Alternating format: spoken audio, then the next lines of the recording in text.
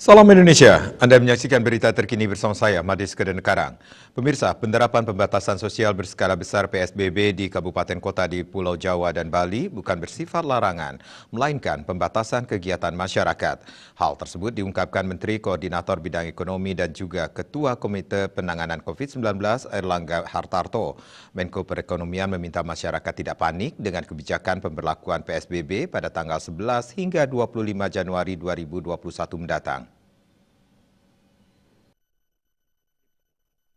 Menteri Koordinator Bidang Perekonomian dan juga Ketua Komite Penanganan COVID-19 Airlangga Hartarto dalam konferensi persnya secara virtual di kantor BNPB Jakarta menegaskan pembatasan sosial berskala besar atau PSBB di DKI Jakarta, Pulau Jawa dan Bali bukan merupakan larangan, melainkan membatasi kegiatan masyarakat.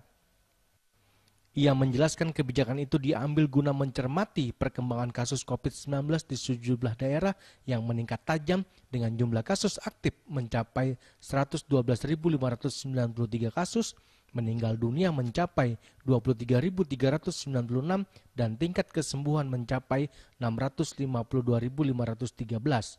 Secara nasional, tingkat kesembuhan rata-rata di Indonesia mencapai 2,95%. Laju pertumbuhan kasus dalam minggu terakhir ini terjadi peningkatan 7,3%. Erlangga mengatakan bahwa bukan menghentikan seluruh kegiatan, hanya dibatasi pengaturannya seperti di sektor-sektor esensial seperti kesehatan, bahan pangan, dan lainnya agar seluruhnya bisa berjalan. Untuk pelaksanaan pembatasan kegiatan masyarakat yang dilakukan meliputi penerapan work from home 75%, mal dibatasi hingga sampai jam 7 malam, dine-in take away tetap dibolehkan sebesar 25%, kapasitas tempat ibadah 50%, fasilitas umum dihentikan, kegiatan sosial di stop, dan transportasi akan diatur di daerahnya masing-masing. Istana terkait dengan kebijakan yang diambil pemerintah, ini pertama ditegaskan bahwa ini bukan pelarangan kegiatan masyarakat, yang pertama. Yang kedua, masyarakat tidak panik atau jangan panik. Yang ketiga, tentu kegiatan ini adalah mencermati perkembangan COVID yang ada.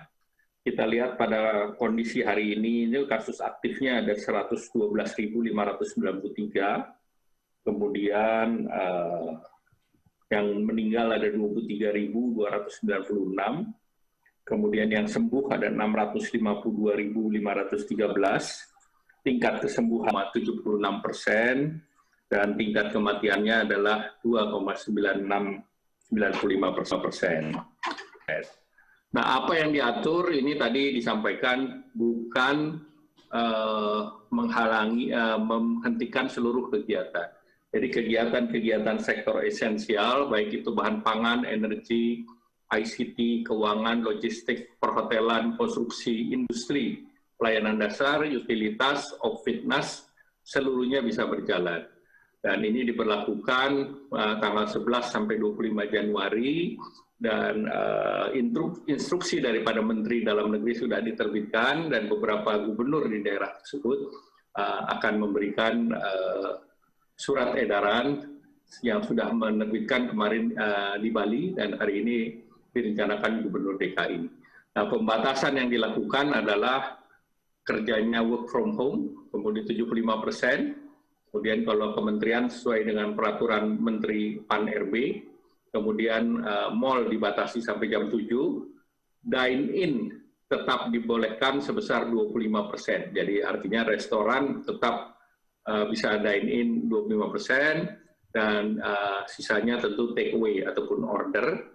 Kemudian sektor tempat ibadah 50%, fasilitas umum dihentikan, kegiatan sosial dihentikan, kemudian transportasi ada regulasi yang dibatasi, yang diatur oleh daerah masing-masing. Erlangga menambahkan PSBB diberlakukan pada 11 Januari hingga 25 Januari 2021 dan tetap akan dimonitoring secara disiplin. Sesuai instruksi dari Menteri Dalam Negeri sudah diterbitkan dan gubernur setempat akan memberikan surat edaran. Surat edaran yang sudah menerbitkan yakni Bali, dan hari ini direncanakan Gubernur DKI Jakarta. Dari Jakarta, Juli Suwarte dan Ketut Sumadiase melaporkan. Pemirsa, untuk mencegah penyebaran COVID-19, ingat pesan ibu selalu terapkan 3M, wajib memakai masker, wajib mencuci tangan, dan wajib menjaga jarak, dan wajib menghindari kerumunan. Dengan penerapan perilaku 3M, Indonesia segera terbebas dari virus corona menuju Indonesia maju. Tetaplah bersama Bali TV. Salam Indonesia.